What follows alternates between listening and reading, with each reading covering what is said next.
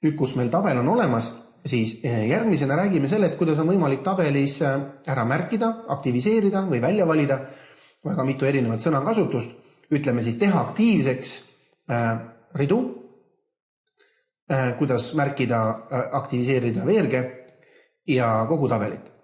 Nii nagu te juba ka nägite, siis rea märkimise jaoks tuleks klõpsata esimesse lahtrisse, kust alates te hakkate märkima ja seejärel hiire vasakut klahvi all hoides lohistab. Ja kui te olete rea ära märkinud, saate ka liikuda alla ja saate ka liikuda vastavalt üles. Kui te soovite veergu märkida, klõpsate soovitud veerus esimesel lahtril, alates millest me hakkame märkima ja täpselt samamoodi. Hiire vasakut klahvi all hoides saate siis veeru ära märkida ja hiljem ka vastavalt paremale või vasakule.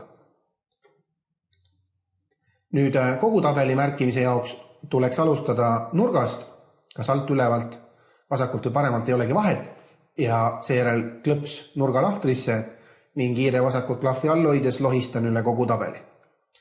Selline on siis võib-olla kõige lihtsam ja kõige mugavam viis tabeli märkimise jaoks.